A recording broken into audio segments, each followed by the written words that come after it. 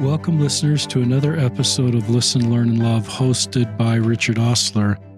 By way of background for this podcast, we did a podcast with Dr. Julie Fronamini McBride, episode 652, on helping women solve porn use. And she sent me an email and she said, there's a couple other researchers, professors at BYU, that I think would be great to be on your platform. And she said, Dr. Shalom Levitt on mindful sexuality or sexual mindfulness. And she was on and was terrific. The episode 670. Dr. Fermini, if I didn't already mention, was episode 652. And the other person she mentioned was Dr. Brian Willoughby, who's an associate professor in the School of Family Life at BYU. And she said, put in the subject line to your email to these professors. Julie Fermini McBride said to contact you, and then they'll probably respond. So you've got a smile on your face, Dr. Willoughby. So this is kind of podcast 3 of 3. 3 professors at BYU that are teaching and writing about really tender, important subjects. So I'm grateful to have Dr. Willoughby on the podcast. He got a BS in Brigham Young University, BYU, in psychology. Then it went on to the University of Minnesota and got a master's in family social science. And then he got a PhD at the University of Minnesota in family social science. And Dr. McBride said he's going to really good talking about marriage and also pornography. But your website on the BYU website talks about how adolescents, young adults, and adults move forward and form long-term committed relationships, focusing on young adult development, couple dynamics, marriage, cohabitation, marital beliefs, and sexuality.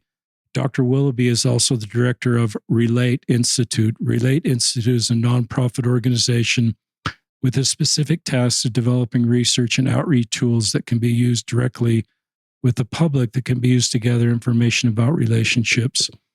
So I'm really glad to have Dr. Willoughby on the podcast. And he is one of these professors that's doing research on really important and kind of sometimes tender topics in our community to help us understand these better from a research standpoint, and then bring that research forward, and also teaching in the School of Family Life at Brigham Young University. So I'm grateful for the work you're doing. I don't know tons about it. I just trust you that you know what you're doing, and that what you are doing, just like these other 2 episodes, will be helpful for our listeners. Is that okay for an introduction? Yeah, you did great. I'm flattered. I'm happy to be here talking about, like you said, hopefully a lot of different things that'll be helpful to your listeners when it comes to relationships generally, and then maybe specifically how pornography and some of those more tender things, like you said, kind of come in and are a challenge for a lot of couples and young adults outside of relationships today. So happy to be here. Tell us just a little bit about where you grew up, and just a little bit about your station in life, kind of pre-BYU, and then maybe a little bit about, this is helpful sometimes for younger listeners that are trying to find their way career-wise. I don't know if I talked to your 16-year-old self, if that 16-year-old self would believe you're doing what you're doing now, but somehow that became true. So talk a little bit about just your personal story as well as your upbringing. Yeah. Well, I know for a fact my 16-year-old self would not believe that I am here doing this podcast talking about this topic. So I grew up in the Midwest. I grew up in Western Wisconsin, a small town called Eau Claire. I grew up there my entire life, had a small family. Both my parents were transplants to the Midwest. Both grew up in the South. Had one younger brother. I was the oldest. And I actually really, I went through like the firefighter stage. I wanted to be a geologist for a little bit, wanted to be a vet for a little bit. But by the time I got to high school, I'd actually kind of focused in on medical school. I wanted to be a pathologist, wanted to go into medical school. I went to the University of Wisconsin my freshman year with a major in genetics and pre-med, and that was kind of my direction in life. And then things changed pretty dramatically for me because I met the missionaries. Wow. my freshman year college. I had a acquaintance, a friend that I had met earlier in life that had kind of introduced me to the gospel of Jesus Christ and some of the missionaries. And so I had a conversion to the Church of Jesus Christ of Latter-day Saints my freshman year of college when I was 18, 19, and decided to transfer to BYU after my freshman year. And so I came over to BYU, and BYU at the time did not have a genetics program. And so I had to find a new major. And like a lot of undergraduates that I see today that aren't quite sure what they want to do with themselves, start to gravitate towards psychology and the social sciences because most people find that interesting. And so I decided to be a psychology major, still was pre-med, still was intending to go to medical school. But then that acquaintance that introduced me to the gospel ended up turning into my wife, and got Awesome. married. And so there's a lot of transition in my life. And during that transition, we kind of reevaluated career plans and life plans and what I wanted to have with my life as I got married and had kids eventually. Decided to shift a little bit and move more towards the clinical psychology therapy route. So I kind of started to shift, wanting to do therapy. My mom's a licensed social worker, so I kind of seen that growing up. I loved helping people, talking to people, all those things that you hear from people that want to do therapy. And so I started to kind of get more interested into the clinical psychology area. And through a series of mentorships and undergraduate experiences, was really kind of pushed towards the family field and relationship field. And that's kind of what drew me to the University of Minnesota was a real interest in healthy marriages and healthy relationships. Obviously, I was a newlywed at the time, fascinated with what makes marriages work, what makes them not work. There's been a ton of divorce in my family. Both my parents have been married multiple times. So I was just really fascinated with what makes healthy relationships and healthy marriages. And so I had the privilege to go to the University of Minnesota and work with one of the very, very top people in the world on marriage, Dr. William Doherty. I was one of the top marriage and family therapists in the world. I was able to work with him for 5 years there during my master's and PhD, learning a lot just about that very question is what makes a healthy marriage and how do you intervene? And so I did research on marriage education, and divorce prevention, and things like that. It was actually in my PhD program that we were doing a study on young unmarried couples with kids called fragile families was kind of the term that we used. And is I did interviews and surveys with these young couples in their 20s with kids that were moving towards marriage. I got really, really specifically focused and interested on that period before marriage. So I was still interested in marriage and healthy marriages and what makes them tick. But I got really interested in my PhD program on that kind of premarital phase, that 20s decade of life, from 20 to 30, when people are dating, they're cohabiting, there's some are getting married, some aren't. What are the decisions that people are making in that time period that are leading them eventually to either get into a happy marriage, to not decide to get married, or maybe to get into a marriage that turns out to be less than happy? And so that's where I kind of shifted and where my career really began was this focus on what leads then to healthy and satisfying relationships. And then for most people, that's still marriage. And so when I began my career at BYU 14 years ago, that was kind of my focus is young adulthood, dating, marriage, young married couples, and really kind of had just this question and passion around what are the factors that really matter. And so like you said in the introduction, I did a little bit of research on cohabitation, living together before marriage. I did some research on marital attitudes and beliefs. What's your thinking process about dating and how does that matter? I did some research on risk taking, alcohol use, drug use, some research on sexual behavior. So kind of just anything I could come up with that I thought would matter when it came to moving towards a healthy long-term relationship. And that's really what my career has kind of been centered around, is these different things that have popped up. Now, what's interesting for me at this stage of my career, almost a decade plus later, is the specific focus on pornography kind of came out unintentionally. As I always tell people, I never really intended to be an expert on pornography. It came out very organically based on this other research I was doing, where as I did more and more research on young couples and young adults and teenagers and late adolescents, and if you kind of put this in the time period, right, this is kind of 2005 to 2010 when I'm starting my career, right around the time that smartphones and the internet were really kind of coming into their own for the first time. This issue of pornography started to come up again and again and again. Interview studies, survey studies. It became very, very clear that more and more young adults and more young couples were having to navigate this issue that's always been there throughout all human history. There's been sexually explicit material, but was there in a very different way. It was more prominent. It was more accessible.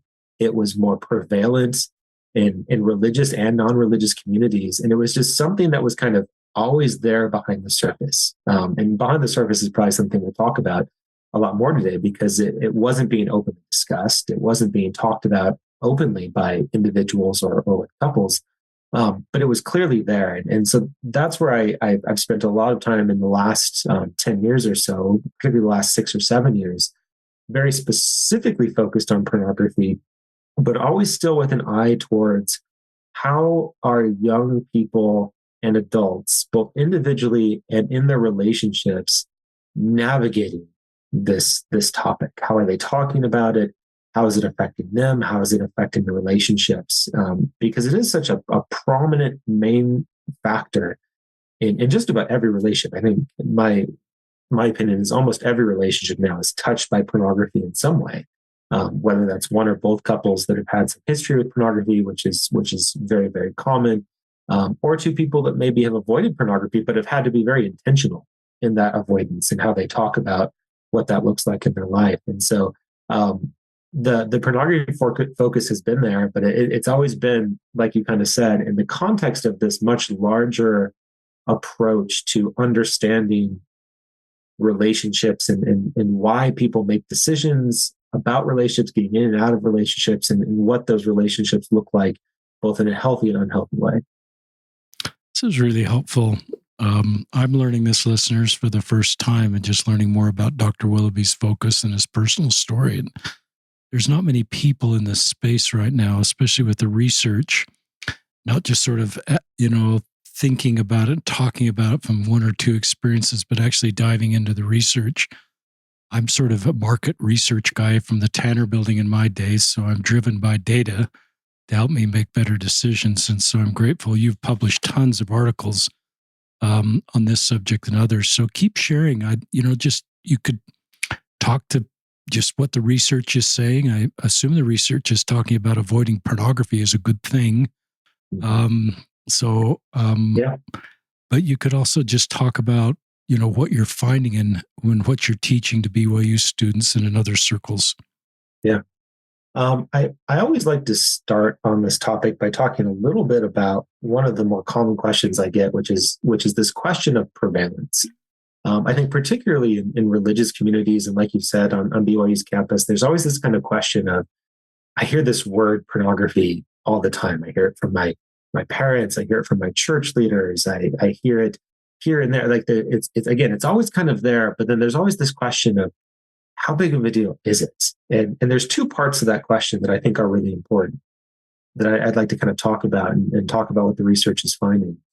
One is, how prevalent actually is it? Like when we talk about pornography and a pornography problem, how big of a problem is it? How common is this? Are we talking 10%, 30%, 50%? Like what is, because there's a lot of myths out there. Yeah. A lot of fear about that. So that's kind of one part of is this really a big deal? The second part, just to kind of give a little tease to where I want to go with this, is so regardless of how common this pornography issue might be, is it really a big deal? And that goes to kind of what you said, like, what is the research actually saying about the effect of pornography? I keep being told it's a big deal. Again, oftentimes in religious communities, we're told that this is, an evil thing. It's a sinful thing. It's going to ruin your life. But I hear from a lot of people that I talk to that have either struggled with pornography or used pornography off and on, this kind of question of, well, is it really that big of a deal? Is it just my religious community that thinks it's a big deal? If we took the religious kind of wrapping off of this, would it really be that big of a deal? And so I'd like to kind of talk about kind of both of those pieces. So going back to the prevalence piece, I always think it's really important to normalize pornography use. And I always have to be careful with that word. Normalizing does not mean that it's good or healthy. Again, we'll talk about that in a second. Normalizing something, making something normal simply means that most people engage in it. And that's certainly the case with pornography, particularly for men. All the data that we have and all the data that I've collected over the years all shows kind of the same thing, which is the vast majority of men have some sort of history with pornography. Obviously, that differs individual. Some people have, a struggle with compulsive and addictive use. Some people have kind of an on and off again habit, bad habit, whatever you want to kind of say. The term we use in the research right now is problematic pornography use, where it's kind of a bad habit that won't go away and causes distress, but hasn't quite reached the level of compulsion and addiction. To someone that maybe, had a period of their life during the teenage years or in their young adulthood years where there was a couple of years that I was struggling with pornography, but then I gave it up and I haven't turned back to it since. To people that have had maybe just one or two encounters with pornography, accidental or intentional, that, hey, there's, 3 times in my life I can remember that I looked at porn. My friend, Roger, when I was 15, showed me this website one time, or I had one little night where I got curious and I checked and then I never went back again.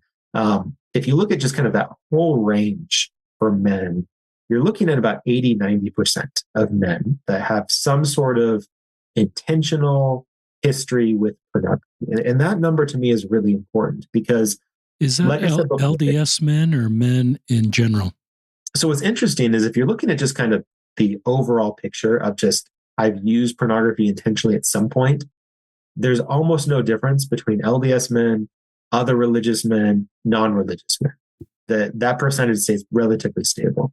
The difference in terms of LDS men is in frequency. So LDS men tend to use at a lower frequency than non-religious men. In fact, some statistics there, and these sometimes catch people that live in a religious community off guard. Your typical 19, 20, 21-year-old male right now, on average, just your average pornography use is about 2 to 3 times per week. That's just normal average behavior for a non-religious male, which seems excessively high for most religious men, because most religious men that use pornography, we're talking a couple times a year, a couple times a month. That's kind of the more average frequency that we see for religious men, including Latter-day Saint men.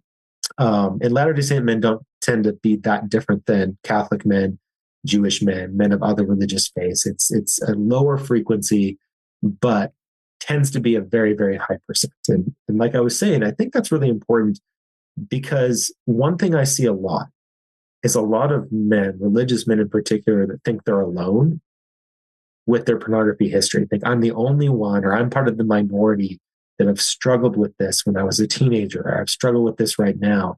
And I'm an oddity. I'm the one that can't control myself. I'm the one that is the bad person. When in reality, like I said, you're not just talking about 50, 60%. You're talking about 8 out of every 10 men have some sort of history with pornography. That's also important, I think, on the female side. As I tell my BYU students a lot when I do firesides with couples and wards, I'm always quick to point out that from a female perspective, it's important to understand that too, particularly in the dating realm, because a lot of religious women oftentimes have a mindset of, I'm trying to avoid the men that have history with pornography. Those are the guys I don't want to date. I don't want to marry. I want to try to avoid them. And again, when you look at the numbers, the reality is almost every guy you date is going to have some history with pornography. Really, the difference is probably going to be what that looks like for him. Not that you can't find men out there that have avoided pornography, but understand that that is the rare minority. That's the odd, and I don't want to say odd in terms of like it's an odd person, right? But it's the minority of men out there have managed to avoid pornography. And I think that's just really important to a theme I'm probably going to keep coming back to, which is having this topic be more of an open conversation in dating, in marriages, in religious communities, having this not be a stigmatized conversation. Because if we understand that the majority of our men have some sort of history of pornography, then that means the majority of our men need access to resources, to religious leaders, to friends, to spouses, to help them maybe overcome temptation or overcome struggles that they're having with their life that they oftentimes hide because, like I said, they're worried that they're in the minority. So I think that prevalence and that kind of normalization is important. Now, I'm talking about frequency, and let me go back to the gender piece a little bit because there's an interesting Latter-day Saint dynamic as you brought that group up that's also important here. While men, Latter-day Saint men, don't tend to differ much from other religious groups, Latter-day Saint women are the single most interesting and unique subgroup that we see in our data on this topic. Female pornography use is lower than men. Men use pornography much more than women, although the female use rates have been increasing. So whereas you look at 80, 90% of men typically have some sort of history of pornography, now you're looking at 60 to 70% of women have just across the board have some history of pornography. You do see some religious differences. Religious women go down to, more of a 30-ish percent, 30, 40% among religious women. So we do see religion have a bigger effect for women. But within that religious group, Latter-day Saint women tend to go down to about 10%. They are the true odd duck when it comes to pornography use. And that, to me, is one of the biggest messages I try to send people in Latter-day Saint communities around this prevalence question. Because if you go back to what I said about men, what you realize pretty quickly is that we have a lot of religious men, Latter-day Saint men, that are just like a lot of other men out there.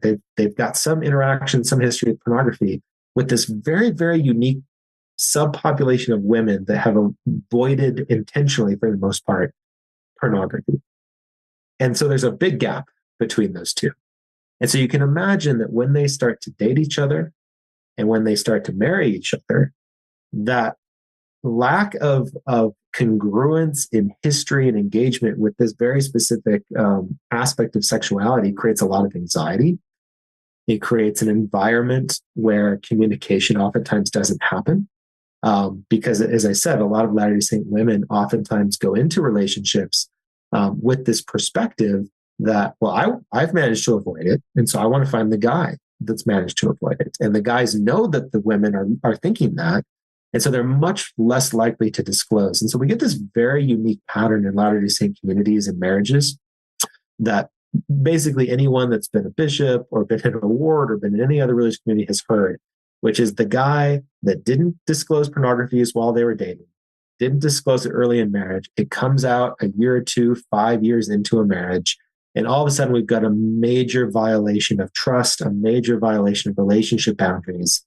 And now that pornography use is acting in a very real way, just like infidelity would do, because it feels like that. It feels like such a violation of trust. And a lot of that can be somewhat avoided if we're able to talk more openly just about how prevalent this is much earlier in the process during that dating phase. And so that gender difference is a kind of a very interesting dynamic that I think is really important.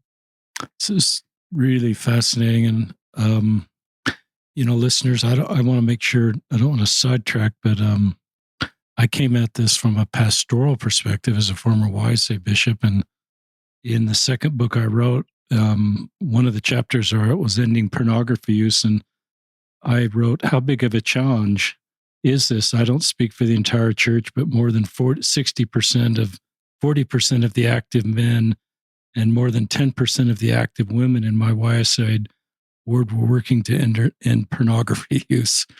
So my sort of anecdotal, experience is very consistent with the research you're finding.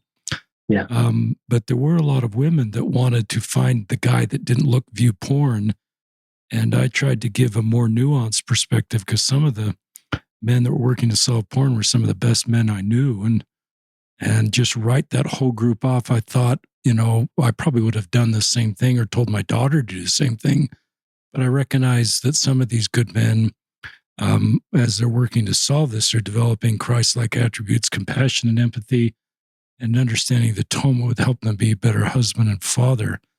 And so that's just kind of my pastoral perspective. But the first guy that walked in my office as I was set apart was working to solve porn. And I think 60 to 70% of my interviews were this subject.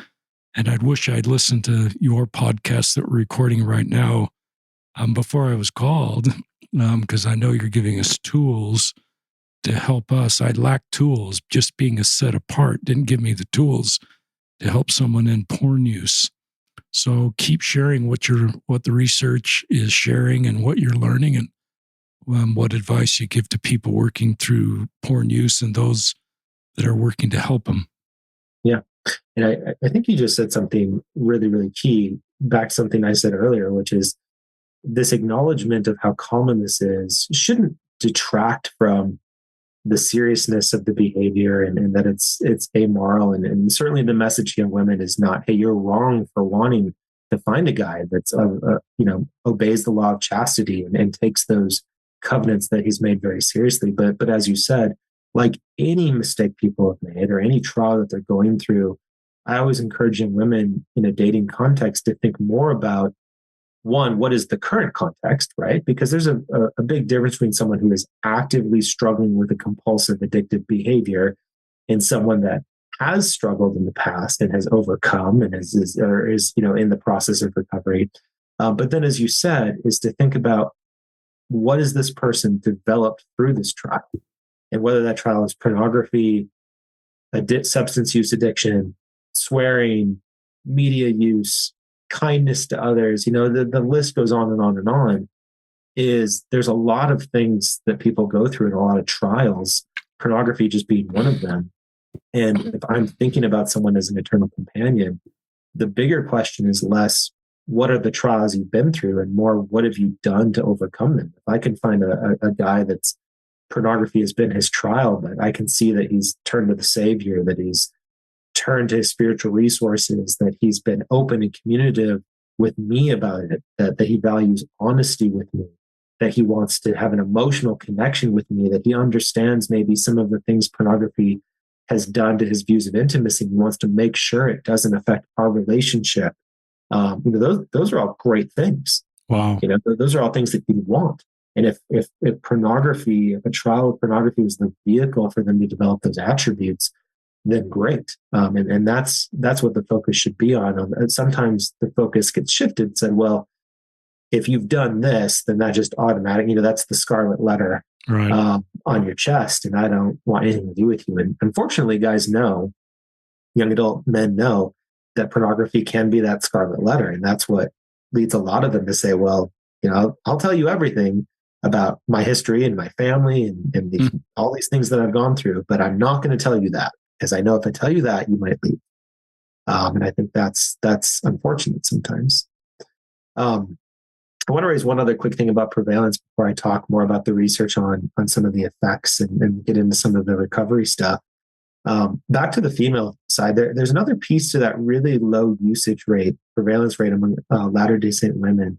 And it's for that 10% that you reference as a bishop that have struggled. The females that have struggled with compulsive or addictive or problematic or even any pornography use, it feels very isolating to them. I'm sure Julie talked maybe a little bit about this. Yeah. But there's a reality for the women that they are in the minority, and they understand that. And it can feel very isolating. Like I said, it can feel very lonely to feel like, what's wrong with me? Why am I the woman that struggles with this, when it feels like none of my other peers, none of my other friends have even thought about pornography? Why has this happened to me? And I think it's important to acknowledge that piece to it, that for a lot of people, a lot of women in many religious communities, they can feel very alone and very isolated with pornography use. So I think there's another important message there of not allowing that to dwell in the shadows, and seeking resources, seeking bishops and friends and family members, and not stigmatizing female pornography. Sometimes we do that. Boys will be boys. That's, to be expected. But a female that looks at pornography, what's wrong with you? There must be something really wrong with you if you're struggling with that. I think we need to be careful about that narrative so that a lot of these women that feel like, I can't go to my bishop, I can't go to my friends, I can't go to my family members, I can't go to my spouse, for very different reasons sometimes than the men, feel like, again, that they can talk about it and find resources. If I can speak a little bit to that other side, like I said, is this actually a big deal? I know that's always a question I get asked. It's always on people's mind when we talk about this. Like, and we'll go back to prevalence. So if 70, 80% of men are using pornography, how big of a deal can it possibly be? Because it's not like 70, 80% of men are dysfunctional people that are, committing crimes and all these horrible things. So how big of a deal is it? And this is where the research gets really important and a little nuanced, because we have to start to separate two groups here. There is a group of people out there that, as I've already referenced, struggle with what I call compulsive or addictive pornography use. And that's where we mostly tend to talk about pornography use, particularly in religious communities. That's what we kind of focus on. It's what we have in our head, is the person that can't stop, that is in a very strong emotional distress, that pornography use is likely tied to other mental health issues going on, depression, anxiety, attachment disorders, things like that. And what the research says there is that pornography use operates a lot like gambling addiction, like other behavioral addictions, where it has an effect on brain chemistry, it has a massive effect on personal well-being, it has a massive effect on relationship well-being. It's a really, really hard thing. Like a lot of other addictions, whatever addiction you want to put in that bubble, it causes a lot of distress. It causes a lot of damage in people's lives and relationships. And there's a really big need for clinical resources there. That's where 12-step programs, that's where mental health counselors, social workers, marriage and family therapists, in combination with maybe religious resources, are really, really, really important. And I always want to acknowledge that yes, there's a very long list of research studies that show that pornography can be addictive, and that when it is developed into a compulsive addictive pattern, it has a very negative, damaging effect on that person's life. And then I immediately follow that up and say that is a very rare thing. About 10 to 15% of pornography users, is our best estimate, fall into that camp.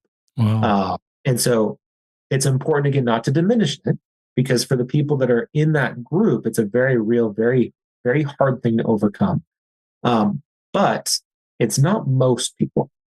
Most people fall into this other camp of that term I used before, more of a problematic, habitual, bad habit type of pattern.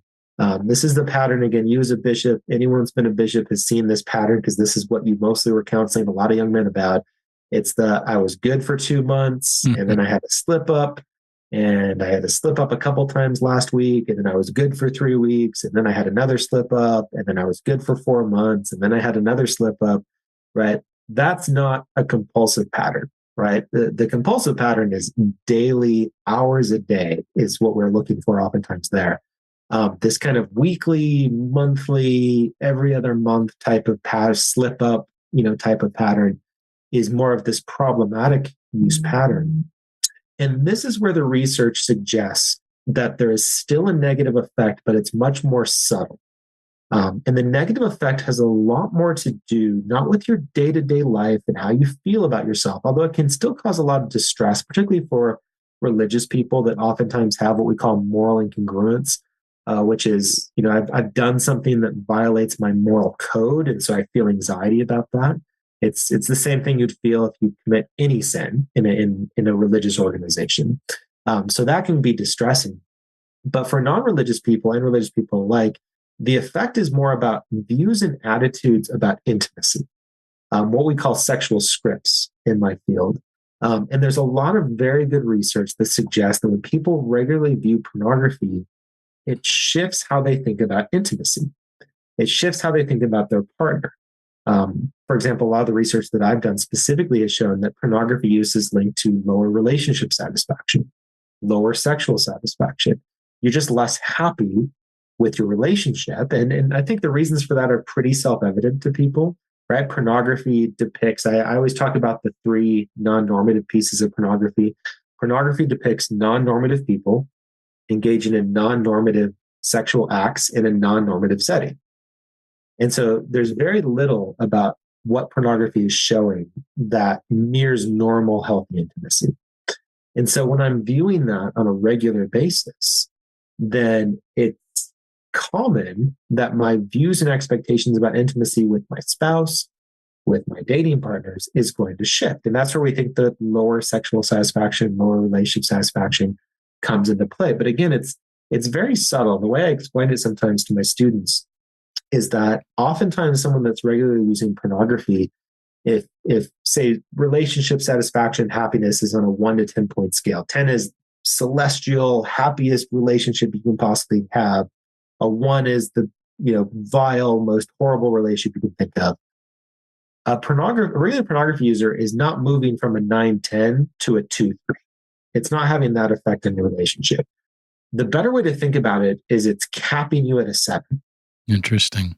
It's not allowing you, because of how you're thinking about intimacy and thinking about relationships, to get past that 7. Now, for a lot of people, 7 seems good. I'm happy, I'm satisfied. Again, you can find a lot of people out there in the world that view pornography regularly by themselves with their partner that are in happy, stable marriages. But what the research shows is that they are much less likely to be 9s and 10s. I did a study last year with the Wheatley Institute on campus, which is a group on campus that tries to tackle kind of larger societal issues and problems. And we looked at this specifically. We looked at this large data set of couples in the United States, and we asked the question, who are the happiest couples? They were the most satisfied. They had the best communication, the best stability. Let's move those couples over here. Let's take our happy couples and put them here. And let's put our unhappy couples there. And let's look at how they're different. One of the things we looked at was pornography. And without fail, no matter how we looked at it, the couples that were over here, the happiest, most satisfied, most stable couples were the couples that were avoiding pornography. The couples that were looking at pornography at any level, individually, relationally, together as a couple, tended to be in one of the other two groups. And I think that's really important because, again, as I talk to young people and young couples, when this question comes up of, is this really a big deal? Is it, I'm going to school or I'm in a relationship, we seem happy. It's not, the only time it affects me is when I get guilty about it. But if I let that guilt go, I don't think it's really having an effect on me. And I'm always quick to point out this kind of research to say, well, I guess it really comes down to what kind of relationship do you want? Do you want the best, happiest, most stable kind of relationship out there? When the research suggests that would be avoiding pornography, because the way that we think about intimacy is going to be better. It's going to be more holistic. It's going to be more partner-centered and less selfish. Because when it really comes down to is pornography promotes selfishness when it comes to intimacy. It's a selfish, if we want to kind of put it in gospel terms, it'd be a lustful intimacy. Avoiding pornography is what puts me on that path towards those 9-10 relationships. So if you're okay with a 6-7, by all means, maybe pornography won't have that temporal effect on the relationship.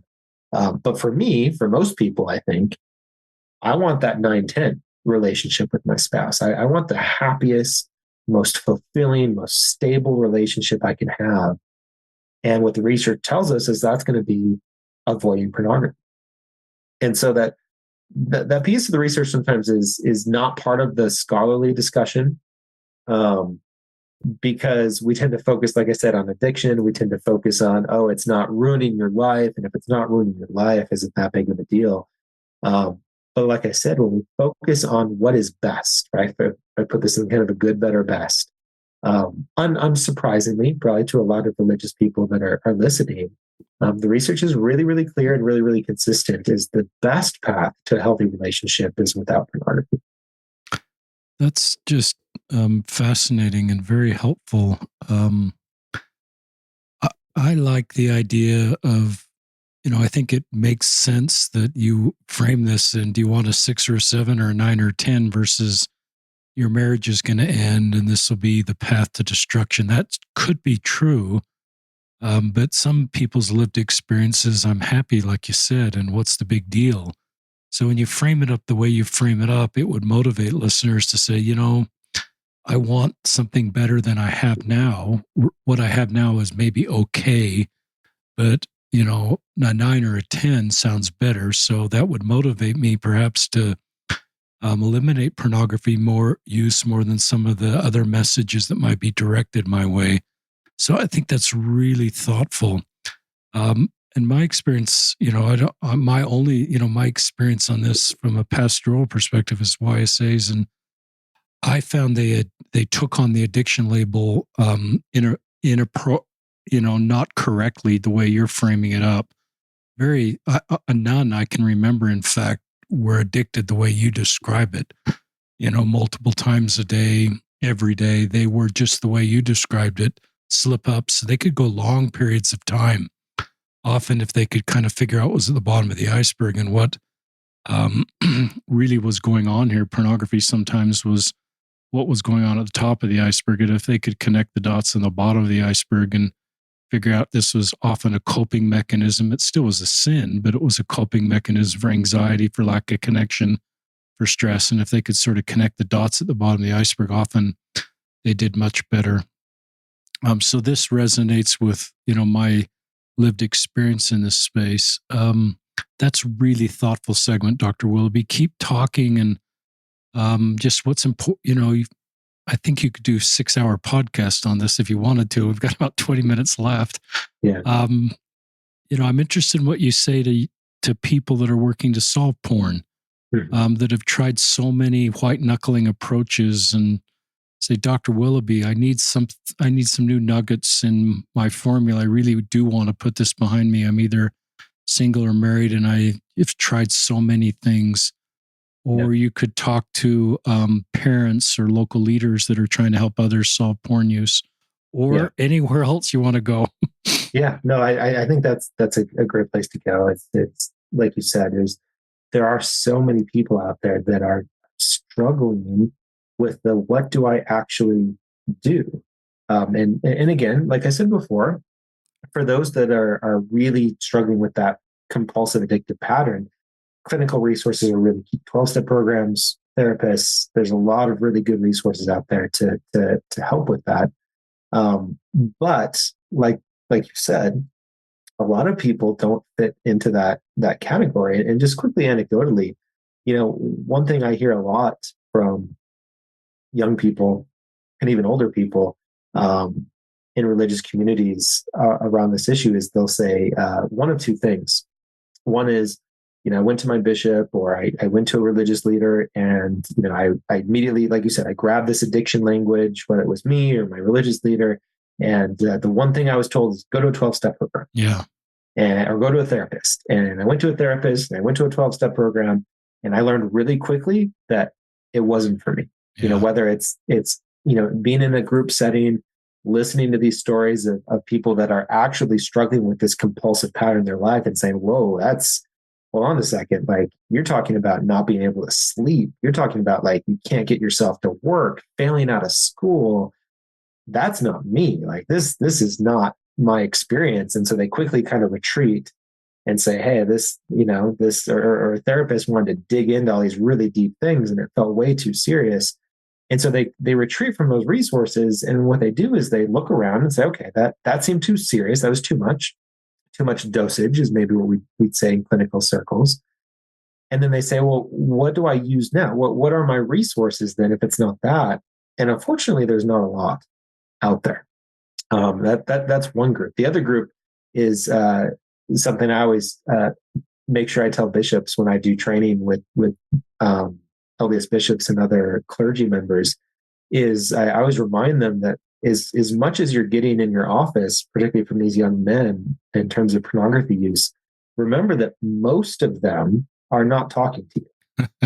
Because the very common story I hear over and over and over again, particularly from young adult men, is they'll tell me, I went to a religious leader. I went to a bishop when I was 13, when I was 14, and I told that bishop about my pornography use.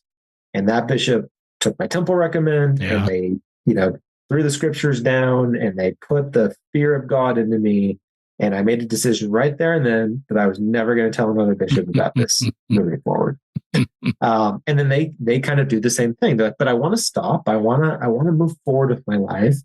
I don't feel comfortable talking to my religious leaders. So what do I do? And I look around and they don't see anything. And this is kind of the major problem where I think people get stuck and why they get stuck in that frustrating pattern of over and over and over again, slipping up, relapsing, turning to pornography again, and feeling that helpless feeling.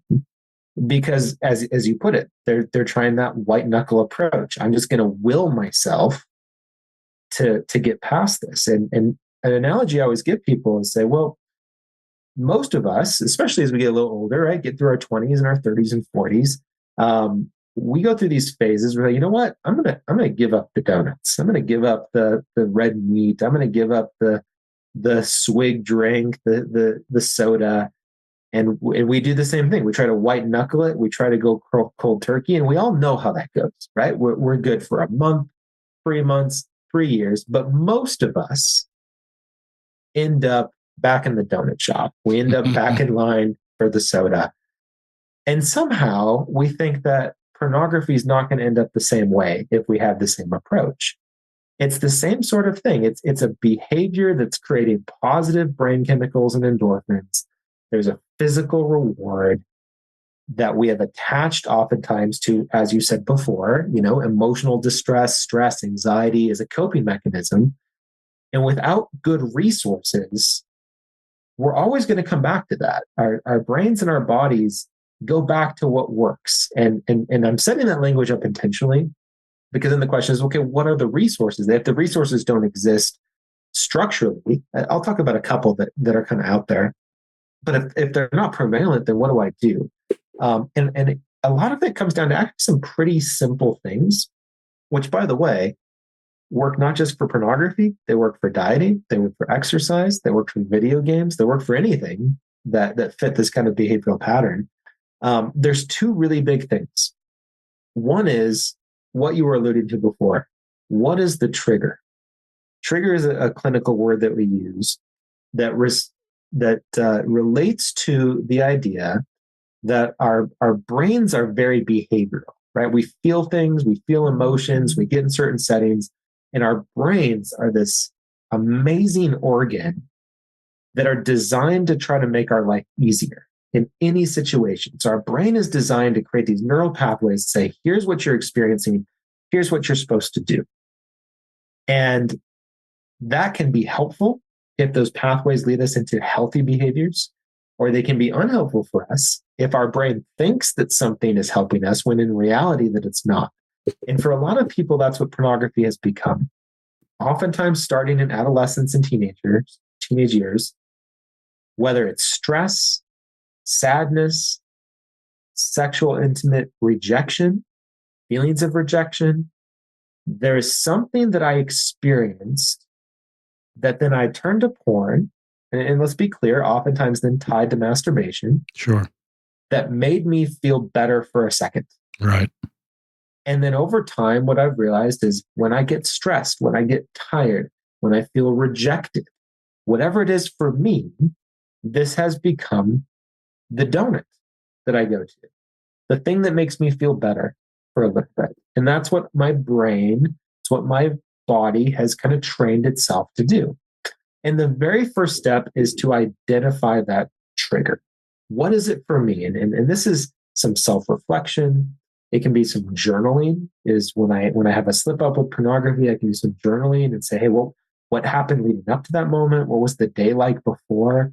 To do some of that kind of narrative self-reflection and identify what is it that triggers me. Because once you identify those triggers, then oftentimes one of the best things you can do is be looking for the trigger and redirect yourself, right? And by redirect, I don't mean like the old memorize a scripture, memorize a hymn, right? And say it, right? That's very short term. I'm saying find alternatives, be intentional. Is if I, for example, realize that, hey, you know what I've realized? I've done some journaling, I've done some self reflection, and I've realized that when I have a bad day at work, it's that night that I have a slip up. When I'm worried about a project, I'm worried about something at work, that seems to be one of my main triggers. Now that I realized that, I need to start to look for, and maybe even ask myself the question, like, did I have a bad day at work? And if I did, what's the thing I'm going to do tonight instead? Is it playing video games with my friends, going on a jog, going to a movie, being intentional about redirecting that trigger and finding other outlets for that sadness, that stress, that anxiety, that whatever it is? Can I find a different outlet? And being proactive about it is oftentimes a really helpful step for people to get themselves out of that cycle, out of that kind of bad habit cycle. And it takes some work. It takes some, like I said, it's a proactive coping. But that's one really important thing. The other really important thing is social resources. And this is a big thing that's oftentimes missing for people is there's some research out there and some other things out there that really suggest that if you really want the best and most effective way to avoid pornography is have someone you talk openly about pornography use with. If you have that person that you're willing to talk to about it, that if you have a slip up, you immediately talk to them, you talk about what happened, you talk about what occurred, you talk it through with them. That social resource is huge because pornography flourishes in secrecy. Yeah. When it's kept in the dark, when it's kept as a secret, it flourishes. And frankly, I think that's where the adversary is really allowed to work with people. Once that's brought out into the light, once I'm talking to other people, there's just so many positive things that happen there in terms of having accountability to another person, feeling emotional connection to another person, not carrying a burden of a secret. Like, there's just so many positive benefits that is another just really key part to breaking the cycle is and it's not just knowing that I'm going to have to tell someone. It's just takes a heaviness away from it, right? It kind of goes back to what we talked about before is I hate to say it makes it less of a big deal because, again, I don't want to de-emphasize that it is sinful and it is something to be avoided. But sometimes we make it such a heavy burden that when we just talk openly with someone else and we realize, hey, you know, I had a slip up. Dang, you know, what can I do to help you next time? Make sure it doesn't happen again. Just talking through that for a couple of seconds lessens that burden, which again can then feed into the anxiety, feed into the loneliness, get into this negative kind of feedback cycle where it can happen again and again and again. And when you put those two things together, that's where the magic kind of happens. If I become self-reflective in my triggers, if I'm open and create social resources around it, that's really oftentimes the key for a lot of people to break this cycle. And again, back to eating is the most successful diet and exercise programs. Guess what they do? They teach you about your eating habits. What are your triggers that make you eat certain things? And they connect you socially with other people. Those two things are the magic sauce when it comes to losing weight. It's the same thing with pornography. Is having those two things is really, really important. One additional thing on the social resources, I said another magic word there that's kind of key to it, which is accountability. Having accountability is another really important thing with any kind of habitual pattern. Having someone that I'm accountable for that checks in with me, especially if it can be a spouse, a parent, someone that I've got a close relationship with. That's another, I think, a really big thing. And especially with couples, that's a huge thing I talk about. If you can talk openly with each other, if one spouse can be accountable for the other, which means that, hey, maybe there's a nightly quick check-in. Like, hey, how was today? Good. Hey, I had a slip up. Hey, let's talk about it. That accountability is big. And in fact, there's several apps and software programs out there that let you set up accountability partners where, hey, I'm going to set this up on my phone. And if I go to a pornographic site, it notifies my partner that I went there. I think those are great because, again, as long as they're used in an open environment and not an anxiety-producing one, it just helps facilitate those conversations. This is really helpful. I love the idea of redirect, and sort of normalizing triggers and your thoughts about redirecting. I've felt that triggers are just part of mortality. Thoughts that come into our mind triggers, and not to feel shame or guilt at that point. Our agency really kicks in. Are we willing to direct, and do we develop the tools to direct? And I also like the idea that shame sort of is where Satan wins. I think he wins if we mess up, but I think the real victory if he isolates us in self-loathing and looking backwards and the social connection that you're talking about. I've also felt like a mess up doesn't bring us back to square one. I think Satan wants us to look backward in self-loathing and shame and say, all the work we've done is for naught. I messed up. I'm back to square one. I think the atonement and hope and journaling about this is sort of a pragmatic approach that, no, I'm not back to square one. I'm looking forward. I'm learning. I'm trying to understand the sequence events that caused my slip up so that my brain is empowered the next triggering event to work through that and to redirect. I love that term. I also love your thoughts about how local leaders can, be more loving. And I wish I could go back, Dr. Willoughby, and, I'm in my 60s, so all our kids were empty nesters now. We've had 4 sons and a couple daughters, but one of the things I wish I'd done is said, okay, kids, the family rule and the church rules, we don't view porn. But if you have an unintentional or intentional interaction with porn, this is how I will respond. And then tell them how I respond, loving, grateful they opened up, because I think then they're more likely to open up. And I probably, in my church assignment, would go to Elders Quorum and Relief Society and say, if you mess up with porn or working to solve it, and you want to come talk to me, this is how I will respond. Because I agree that there's a lot of people that want to talk, but just don't know how that conversation is going to go down. And they hear war stories, so they don't open up, and they need people in their lives walking with them that love them and support them and see them the way God sees them. So I love some of the things you're sharing, and I'll send it back to you to continue to share. Yeah, I just one thing following up on something you said, switching over on the parenting side a little bit. One thing I always tell parents on this topic, and we've got 4 kids. One's on a mission right now, a couple teenagers. I always tell them, when you have these conversations with your kids, and you should be having the conversations with your kids about pornography and sexuality and chastity, is the question you ask shouldn't be, or the message you send them shouldn't be, if you look at pornography, here's what's going to happen. I've always asked it, when. When you see porn. Because it's, again, that 70-80% number I shared earlier is more of an intentional number. When you talk about unintentional exposure, it's about 100%. Yeah. If your kid has a phone and social media, they're going to see pornography. There's almost no avoiding it in some form or another.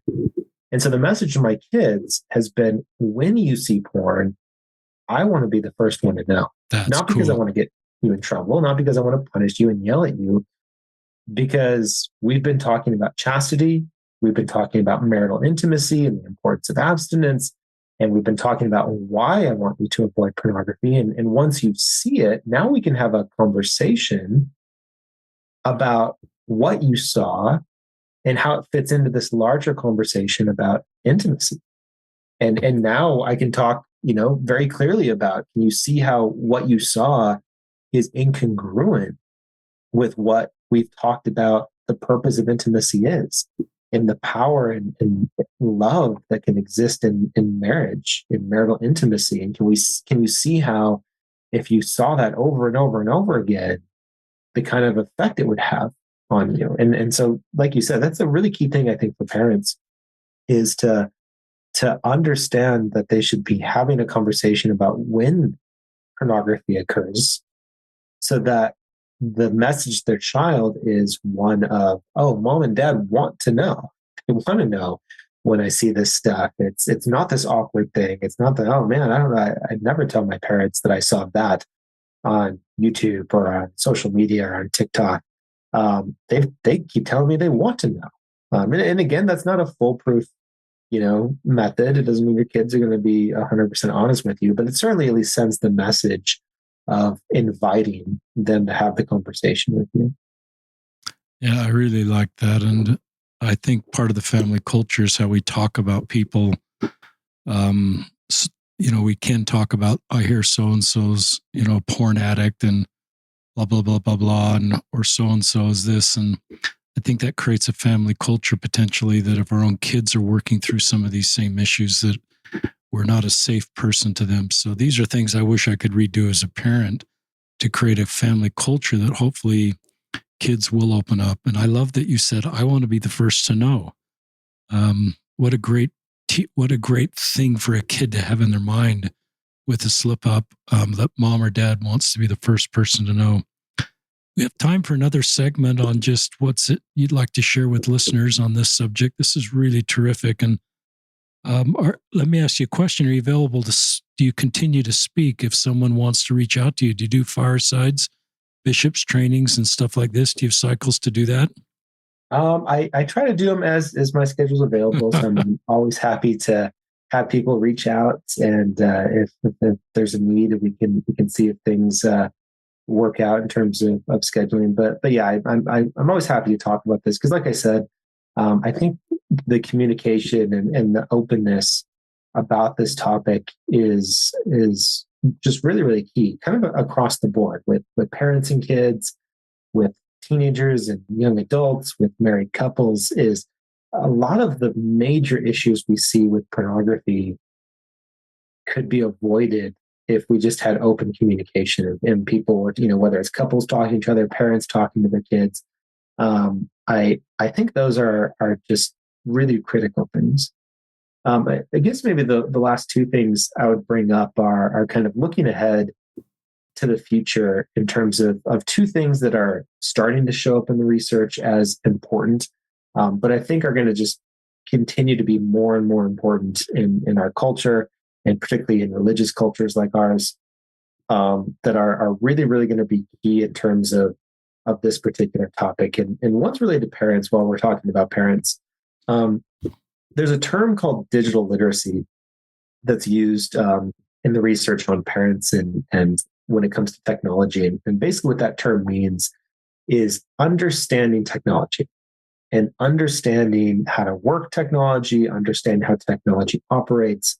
And where that intersects with this conversation is that when I talk to parents about pornography and pornography prevention, because that's usually kind of how the discussion is, how do I prevent my kids from viewing pornography or developing a problem with pornography, is 9 times out of 10, that conversation very quickly goes to filters. And, what kind of filter do you recommend? What kind of filter do you have on your computer? What kind of filter do I put on the cell phone? And that's kind of the beginning, middle, and end of the conversation. And the first thing I'll say is certainly have filters on your kids' phones and on their computers. I'm not saying that that's not a good method. You should be monitoring your child's technology use and using parental controls and all those things. But what parents oftentimes fail to understand is that for most kids that get involved with pornography, and again, that's most kids now. Most kids have encountered pornography or sought out pornography at some point. They aren't going on the family computer, typing in a pornographic website one day and trying to break the filter. That's not how the pattern happens. They're much more likely to be exposed to pornography through two things. One is their friends, right? So their friends showing, forwarding a video, a text, something like that. That's very common, although that's much more common in non-religious communities than religious communities. But the second one is social media. And a lot of parents get taken aback by that. And they say, what do you mean? I thought, isn't it illegal to show pornography on social media? And I said, well, technically, most social media platforms have policies that prohibit sexually explicit videos or pictures. But the reality is that a lot of those policies are poorly enforced. And the pornography industry, which is one of the biggest industries in the world, multi-billion-dollar industry, has a lot of really smart people, marketing people working for it, and they understand how to get around those policies. And so you get a lot on social media of what are called gateway profiles or gateway links, which means, take Instagram as an example, very popular social media. Instagram has a lot of policies that prohibit sexually explicit material from being on their platform, but there are millions and millions of accounts on Instagram that directly link to pornography because they don't have to show you pornography on Instagram. They just have to show you enough, enough of enough skin, so to speak, to get you to click on a couple links that then lead you to the pornographic website. And that is the majority of kids that end up viewing pornography get access through that mechanism. And so and I don't think that's going away anytime soon. And the reality of our modern world when it comes to technology is that it changes really, really fast. Facebook was a huge social media platform, and now, good luck finding a teenager on Facebook. Even Instagram, which is really, really popular right now. I'm guessing 5 years down the line is not going to be what most of the kids are using. And so as that technology continues to change, continues to shift, one of the really important things for parents is to develop, like I said, is that digital literacy. What are my kids using? What apps, what social media, how does it work? How do I monitor it? It's important that parents put some time and energy into understanding the technology their kids are using, right? Even YouTube. YouTube's another good example I use because of most of the social media platforms. I would argue that I think YouTube has some of the most stringent policies and filters in place to avoid sexually explicit content. But I would also argue that there's a lot of content, sexual content on YouTube that most religious parents would find pornographic. And so I've heard a lot of parents say, oh, well, YouTube's fine. Like, yeah, I get, like, my kids can't have TikTok and they can't have this and they can't have this, but they're watching 3 hours of YouTube every day. And they fail to understand that there's just as much material and just as much potential access through links and other things on YouTube as some of these other social media platforms. And so that's something I think is going to just become more and more important for parents to keep a very close eye on is technology and how pornography and how the pornography industry is utilizing the latest types of technology and apps to access kids. Because we haven't talked a lot about kind of the larger sex trafficking and pornography industry pieces out there, but make no mistake, the industry operates a lot like big tobacco did back in the day. They know, just like the tobacco companies did, that if they can get a 10, 11, 12-year-old watching porn regularly, that's good for business. And so they are very, very good and put a lot of energy into making sure that they can try to get kids access to pornography. And so I think that's one thing that parents need to kind of be aware of. The other kind of emerging area, and this is going the other end of the life course for a second, is something I also mentioned earlier, which is couple pornography use. Interestingly, one of the more common questions I've gotten in the last 5 years from religious and Latter-day Saint adults is the church against couples using pornography together? Because this is becoming, again, back to that word normative, a very normative behavior for a lot of adult couples. Another study I did last year found that about 60% now of adult couples are using pornography together in some capacity.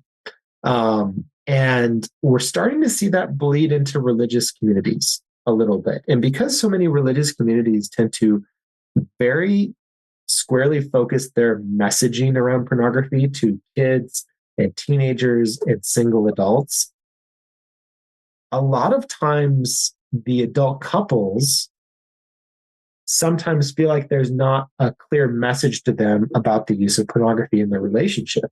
Because a lot of churches, a lot of religious organizations don't have a lot to say about particularly married couple intimacy. They say, hey, that's your business. Obviously, maybe don't bring other people into the relationship. But what you do with your spouse is between you and your spouse. And again, I hear more and more LDS couples ask the question then and say, okay, well then, does that mean that pornography is okay? And what's interesting is there's a very interesting dynamic, I think, happening in religious couples. And you can kind of see this across our conversation if you kind of put it together in the life course. We've got more and more men that have utilized pornography as teenagers in their young adult years into their marriages. Their spouses at some point are going to find out about it. They struggle with it. It's an ongoing issue. They have a hard time with it.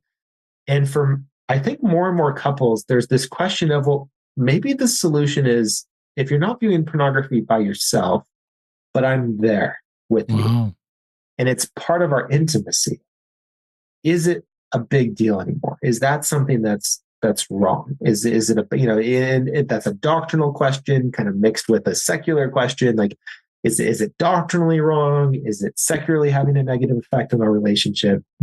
I think that's going to become more and more of an issue for all couples that they're going to have to navigate. Now, to be clear, I think most religious groups, including the Church of Jesus Christ of Latter-day Saints, would say that pornography in any form is a negative thing and a sinful behavior, regardless of who is watching it and what the relational context is. But we're also seeing a lot of the research that suggests that although couples that view pornography don't have the same negative effect on their satisfaction, their stability rates greatly decrease. It erodes at the stability of your relationship. Interesting. Viewing pornography together, even if that's the only thing is watching it together. There's no solo or individual pornography. It erodes the stability of your relationship. And so when people ask that question, I'm able to give them the research and say, no, like I said before, the healthiest, the stablest, happiest couples are the ones that avoid pornography. But I think that's going to have to become more and more of our conversation because we almost never talk about it right now in religious communities. We're not talking about couples using pornography together. It's almost always an individual in isolation. And I think you're starting to see some of the beginnings in the research and the data suggesting that even in religious communities, this is going to become a bigger and bigger question for couples. And a bigger and bigger issue for how they decide to navigate this, not just individually, but within their relationship as well. We have done a lot of podcasts. We've never talked about that subject. And I think you're right. And I love just the research driven. It'll help us understand that. But I love your findings so far is that it doesn't help couples to view pornography together in the relationship.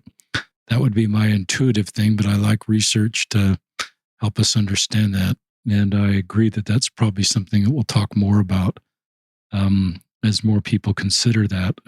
Obviously, both of us are inviting people not to do that.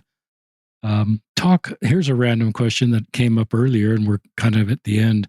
What's your favorite class to teach at BYU? You teach a bunch of different classes. Do you have a favorite one?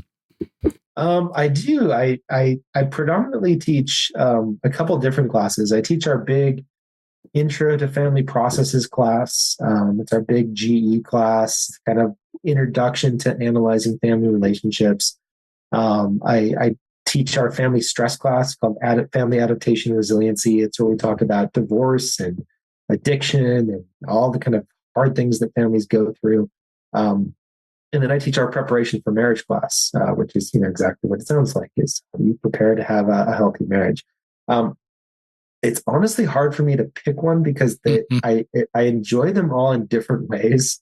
I love teaching the stress class and talking about what I call real life. The first day of class, we have a tendency in the School of Family Life sometimes to talk about what a perfect marriage looks like and a perfect family and perfect parents. And the family stress class is, as I say the first day, I'm like, this is the real life class. This is what we're all going to really be dealing with. And I really love helping students see how you can find a resiliency across all sorts of different challenges and trials in life. And so I really like that. And I like the other two classes just because they're bigger classes. They tend to draw students from across the university. I love teaching that Intro to Family class to see students for the first time be like, that's why my family does that. I've never understood why my family is like that. And to have that fire and that passion for the first time of like, I really want to understand my family. And obviously preparation for marriage is right in my wheelhouse. That's where my research is. And, to be able to teach students and help them see what is that path that doesn't guarantee a healthy relationship and healthy marriage, because there's no such thing. But we have so much research out there we've done over the last 50 or so years about what puts you in the best probable place to both find a healthy partner, be a healthy partner, and have a healthy relationship. And I love walking students through that process. It's what I call the becoming process, becoming a good partner, becoming a good couple together. I love helping them see how the research shows this very clear path. It's very intertwined with what we know from the plan of salvation and the gospel path. So I can't pick a favorite. I like them all in different ways. Here's another question just in closing. Some professors really love the research and don't really like teaching, and some people really love teaching, and the research is, a harder part. Do you have how does that come for you? Do you love both equally, or? I'd say I sense you do both a lot. Yeah, I do both. I generally like both of them. I always have to chuckle a little bit when someone finds out what I do and they're like, "Oh, I'd love to teach." I love being in the classroom. I love teaching the students. There is a lot of stuff that happens behind the scenes. Yeah. With grading, with students that are struggling with different things, with assignments, I don't love that part of teaching. And on the research side, it's kind of the same thing. I love doing research. I love asking questions and getting data and pouring through, statistical tables and trying to figure out little kernels of truth from that.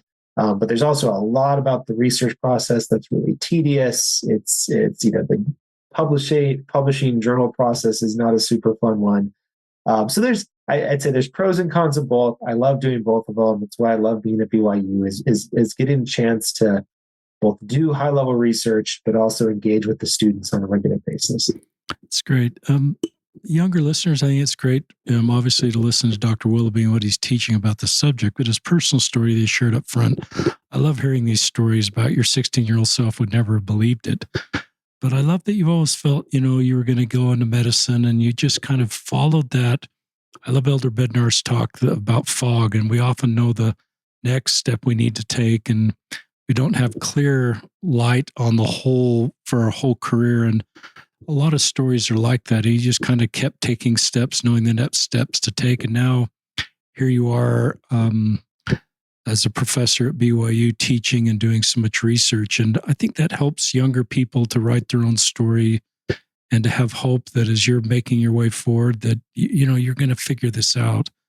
In our show notes, we'll link to Dr. Willoughby's website. It has his email there in case you do want to talk to him potentially about a fireside or a training. It has a link to his research and the stuff he's doing. We'll also link to a chapter of my book. If you're not familiar, I wrote a chapter called Ending Pornography Use. It's sort of my pastoral approach without the research that Dr. Willoughby's talking about. I'll link to that if you want to just read that chapter. I also want to mention the only woman we've had on the podcast to talk about her own porn use was Maddie Davis, a BYU student, episode 622. And she was so brave. And she started a podcast talking about this space for other women. Because as you point out, often there's more shame for women. They have to open up to a male guy that's a bishop if they're going to talk to their priesthood leader. And as you know, there's so much more, it's more complicated. But I'm grateful for brave people like Maddie willing to share her story. Anything you'd like to share just in closing, Dr. Willoughby? No, I've actually had a chance to talk to Maddie on her podcast. Great. Yeah, you've been on her podcast. I have, yes. That's great. I agree with you about all the great things she's doing. Honestly, my little plug will be for the Liahona in August, focuses on pornography. Yay. If people haven't seen that, I had the opportunity to write the introduction, and I've got one of the articles in there, and there's a lot of other really good stories and some great messages about overcoming trials, overcoming pornography. So that'd be my plug. If you haven't had a chance, I think it came out a week or so ago, to read through that issue, I'd encourage you to do so. And listeners, will add that to the show notes too. So that will be in the show notes, so you can link right to it. And thank you, Dr. Willoughby, for your work. This is Brian Willoughby and Richard Ostler signing off from another episode of Listen, Learn, and Love.